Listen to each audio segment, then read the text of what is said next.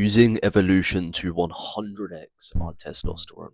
So there is two evolutionary practices that the human mind has interpreted as signals to increase testosterone production. The first one we are going to begin with is fasting. So what is fasting? Fasting is abstaining from eating for prolonged periods of time. This includes consuming liquids that would be considered as calories, like energy drinks and milk. There are different extremities when it comes to fasting. Some fasts can be 12 hours, and other fasts can be 48 hours, and even in some cases, they can be longer. The primary effect that we are after when it comes to fasting is increasing testosterone, in our case, of course. And this is known to begin happening around the 12-hour mark. The reason this occurs evolutionarily is because it's signaling to our body that we, one, need food, and we are, two, failing to get food. And as we know, all throughout evolution, we had to hunt food or even forage it, so that our bodies have learned. So our bodies have learned when we are not getting it, increasing our testosterone is the best way to give us the best chance possible to get it. Because testosterone increases important attributes that are beneficial and essential for hunting, such as focus and risk taking. So, what actually happens around the 12-hour mark during a fast is testosterone production and luteinizing hormone production increases. Luteinizing hormone is just one of the important hormones involved in testosterone production, most commonly spoken about alongside follicle stimulating hormone. Luteinizing hormone signals to the testes to produce more testosterone, whereas follicle stimulating hormone stimulates sperm production. There's also more indirect ways that fasting can increase testosterone. For example, fasting is going to burn fat very, very fast. Fasting is actually the most effective way to burn fat, and less fat means less estrogen and more testosterone. One reason this is because aromatase, an enzyme that converts testosterone to estrogen, increases in correlation with fatty tissue. So the fatter you are, the more testosterone that's being converted into estrogen. So how to fast? So now we understand how fasting increases our testosterone. How can we start fasting ourselves? The most common form of fasting is the 16-8 method. This is where you fast for 16 hours, then have an 8-hour eating window.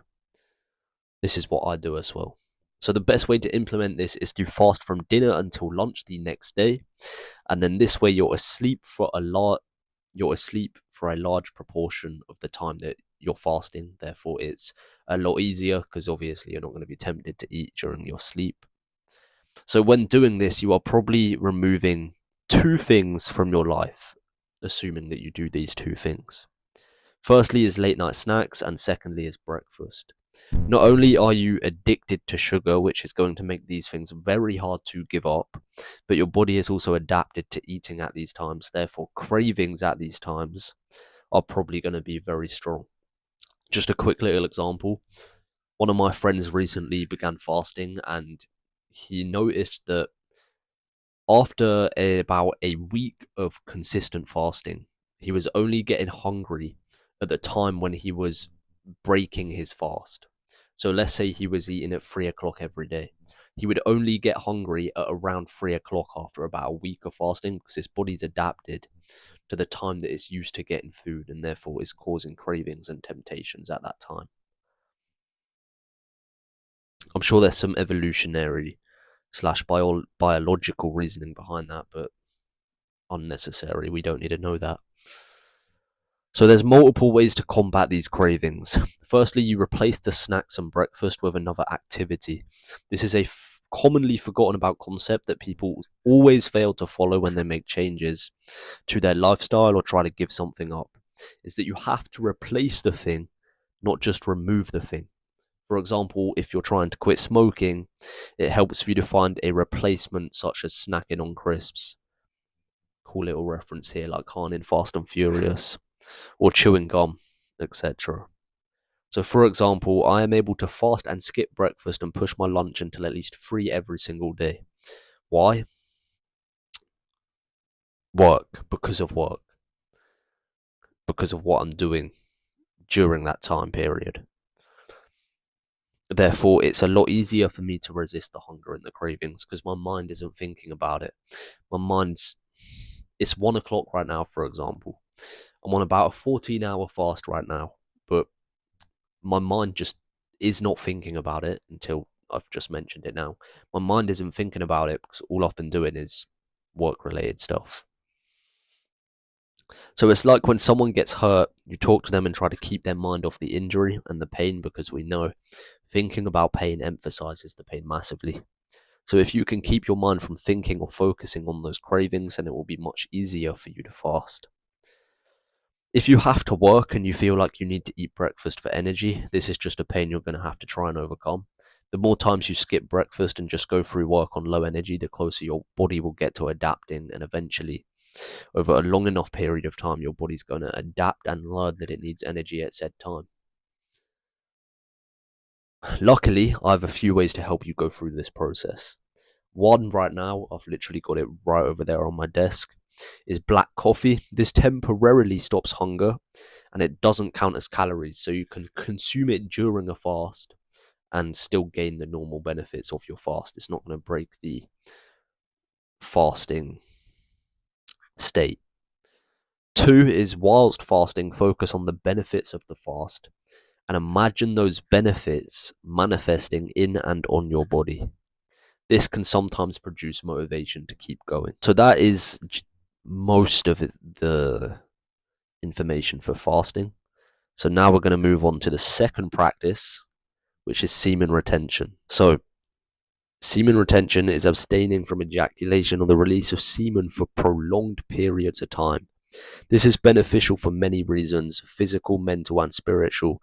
However, we will simply be covering the primary benefit, which is that it increases testosterone. How? So the primary purpose of the human body is to procreate, to pass on its genetics.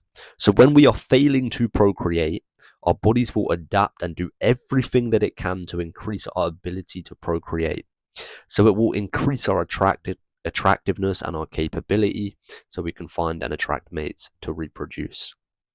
And the way in which it increases things, like our attractiveness and our capability, is by increasing testosterone. Because testosterone is responsible for all the attributes, traits, and characteristics that increase capability and increase attractiveness.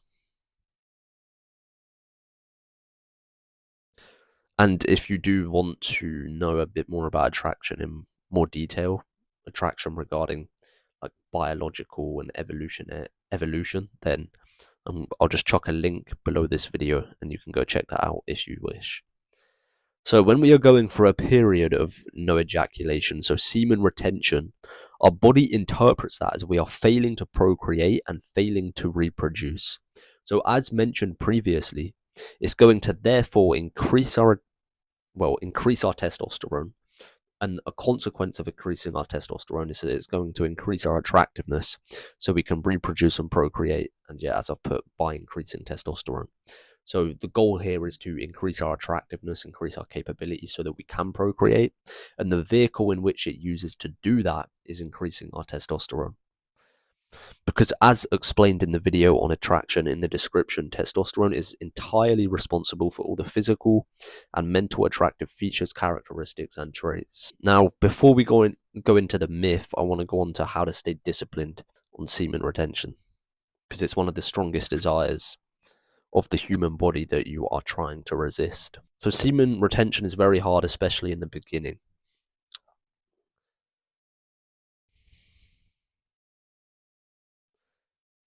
However,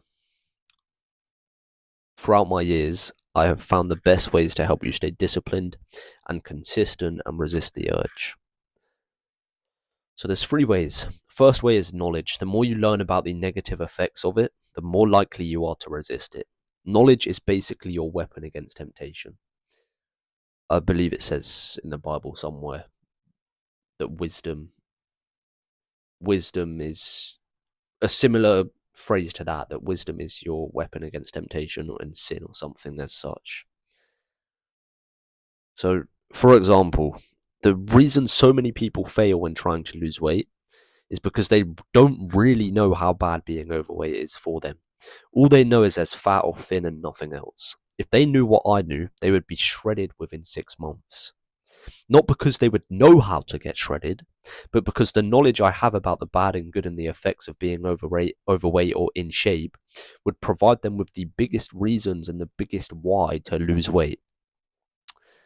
And in the business world, the whole like becoming successful world, becoming rich,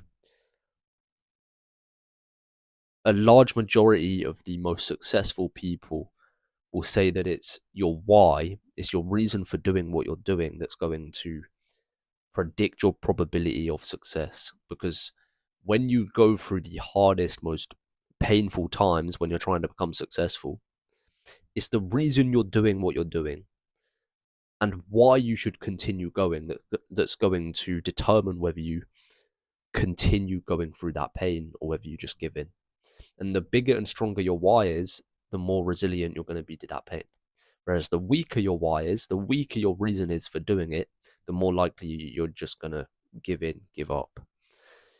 So, very quickly, do some research into the negative effects of whatever you want to call it, fapping and semen retention.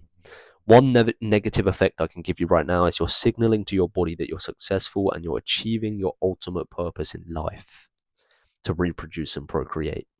Because as mentioned earlier, the body interprets fapping as reproduction and procreation. Therefore, your body no longer has any reason to upgrade in any conceivable way because it's completed, it's done, it's achieved its ultimate purpose. Just like there's no point in upgrading a video game character once you've completed the game. Because you might be confused on how the body interprets it as fapping as reproduction and procreation. But if you think about it, whatever you believe in, whether you believe in God or the Big Bang or whatever you believe in, I believe in God. So however we were created, we were never intended to self-pleasure ourselves. We were only intended for reproduction. That's all we were intended to use our sexual parts for. So whenever you use them, your body interprets it as you are reproducing. Because there's no other use that the body is aware of. Secondly, is to remove the temptation. Lust is all around us in the modern day. It's all over social media especially. So try to minimize the amount of lust that appears on your devices and electronics. All of your FYPs on all of your social medias depends on the content that you consistently engage with. So stop engaging with lustful content and it will disappear. And that's probably one of the best ways to do it. Just remove the temptation. It's like if you live on your own and you're trying to diet, just don't buy cookies and you're not going to be able to eat cookies. It's the most effective way. So number 3 is keep busy. The busier you are, the less time you have to even think about doing it. The reason people in the modern day give in to temptation so easily is because their minds are so vulnerable, because every single day they have hours where they have absolutely nothing to do. And so they will fill those hours with any kind of stimulation to prevent boredom, whether it's partying, playing video games, watching movies, or fapping. The ultimate way to stay busy is to find your purpose in life.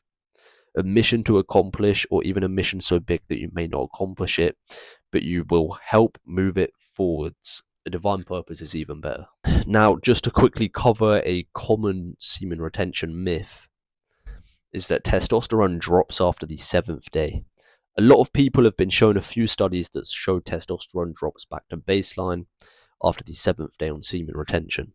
Not only is this completely fixable to keep testosterone increasing long term, but it is also unreliable as there have not been any studies conducted on people doing semen retention for a long period of time.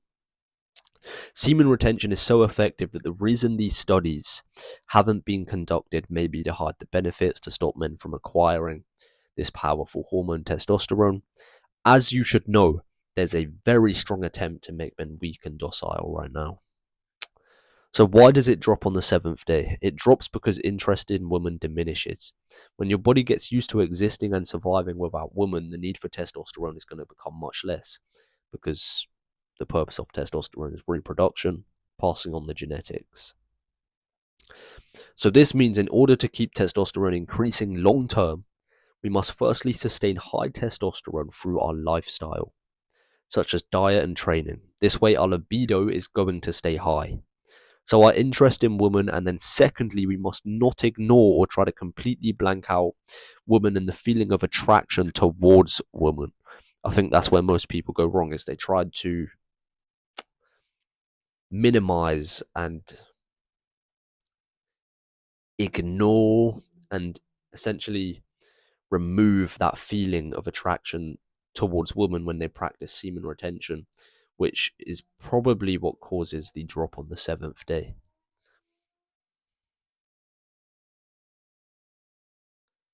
It's very important that we still allow ourselves to be very interested and very attracted to women. That's very important. So if you're doing SR and you're still extremely interested in very attractive women, then your testosterone is most likely being positively affected by it.